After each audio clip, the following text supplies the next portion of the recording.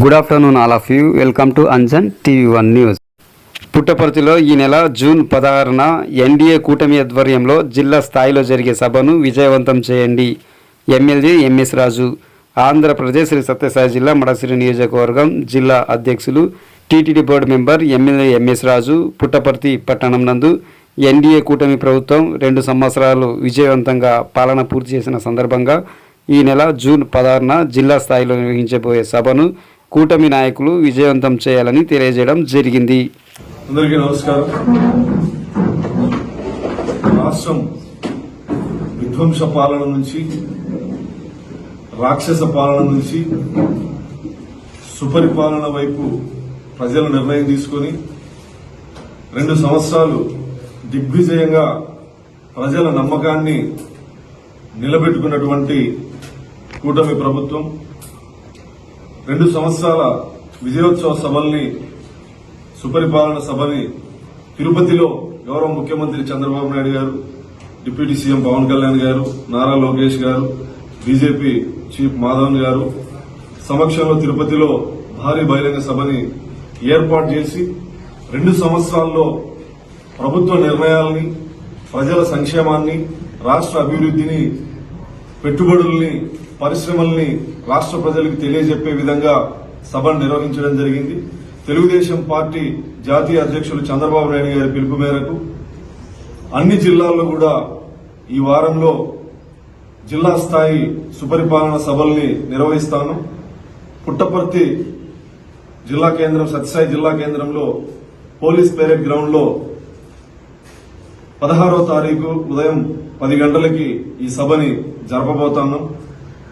జిల్లా నుంచి ప్రజలు అత్యధిక స్థాయిలో పాల్గొనాలని పిలుపునిస్తూ కార్యక్రమాన్ని జయప్రదం చేయాల్సిందిగా కోరుకుంటాము.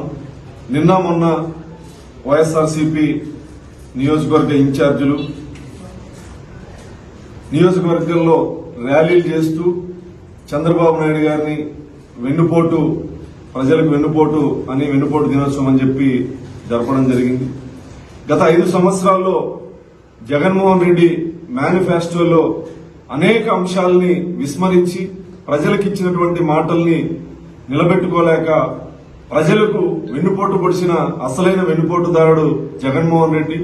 జగన్మోహన్ రెడ్డి యొక్క దుర్మార్గపు పాలనని ప్రజలు అసహించుకొని, ప్రజలు తిరస్కరించి, ప్రజలు వద్దనుకుంటే 11 స్థానాలకు పరిమితమైతే ఇంకా సిగ్గు లేకుండా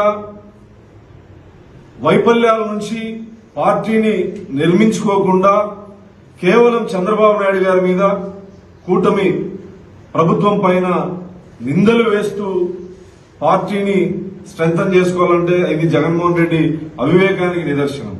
ఏ రాజకీయ పార్టీ అయినా గెలుపోవటంలో సాధ్యం. ఓడిపోయిన తర్వాత ఆత్మ పరిశీలన చేసుకుని 5 సంవత్సరాల పరిపాలనలో ఇంత దారుణంగా ప్రజలు తిరస్కరించారంటే ముఖ్యమంత్రిగా నేను ఎక్కడ ఫెయిల్యూర్ అయ్యాను, ప్రజలు నన్ను ఎందుకు తిరస్కరించారని చెప్పి ఆత్మ పరిశీలన చేసుకోకుండా కేవలం చంద్రబాబు నాయుడు గారిని విమర్శించడం వల్ల, లేదా నారా లోకేష్ గారిని విమర్శించడం వల్ల, పవన్ కళ్యాణ్ గారిని విమర్శించడం వల్ల, కూటమి ప్రభుత్వాన్ని విమర్శించడం వల్ల వైఎస్ఆర్ కాంగ్రెస్ పార్టీ బలపడుతుందనుకుంటే అవివేకం. ఏదైతే మాట ఇచ్చామో, ఎన్నికల ముందు ఏదైతే మాట ఇచ్చామో ప్రతి హామీని నెరవేరుస్తూ డిఎస్సి కావచ్చు, సూపర్ 6 కావచ్చు, పోలవరం కావచ్చు, అమరావతి కావచ్చు, పెట్టుబడులు కావచ్చు, జాతీయ రహదారులు కావచ్చు, సంక్షేమం కావచ్చు, అన్ని కూడా ప్రజలకిచ్చిన మాటల కంటే కూడా చేతల్లో అన్ని హామీల్ని అమలు చేస్తున్నటువంటి ప్రభుత్వం, ప్రజల విశ్వాసాన్ని పొందుతున్నటువంటి ప్రభుత్వం, ప్రజా వ్యతిరేక నిర్ణయాలు తీసుకున్న జగన్మోహన్ రెడ్డిని కాదని చంద్రబాబు నాయుడు గారిని ఆశీర్వదించారంటే ఇప్పటికైనా జగన్మోహన్ రెడ్డి, ఆ పార్టీలో ఉన్నటువంటి నాయకులు ఆత్మ పరిశీలన చేసుకోవాలి. రోజుకొక కొత్త డ్రామా, డిఎస్సి కావచ్చు, అమరావతి మీద కావచ్చు, ఇలా అనేక రకాల డ్రామాలు ఆడుతూ ప్రజల్ని మభ్యపెట్టేటువంటి ప్రక్రియ. గతంలో ఏదైతే 14 నుంచి 19 వరకు లేనటువంటి అవాస్తవాల్ని డిఎస్పీ పోస్టింగుల్లో 35 మంది కమ్మవారని చెప్పేసి ఢిల్లీలో ప్రెస్ మీట్ పెట్టి ఒక అబద్ధాన్ని అసత్యాన్ని ఏ రకంగా అయితే ప్రచారం చేశారో ఈ రోజు డిఎస్సీ విషయంలో గాని మిగతా ప్రభుత్వ సంక్షేమ పథకాలు అభివృద్ధి విషయంలో కూడా 2 నాలుకల ధోరణితో వ్యవహరిస్తూ ప్రజల్ని మభ్యపెట్టేటువంటి ప్రక్రియని చేపడతారు.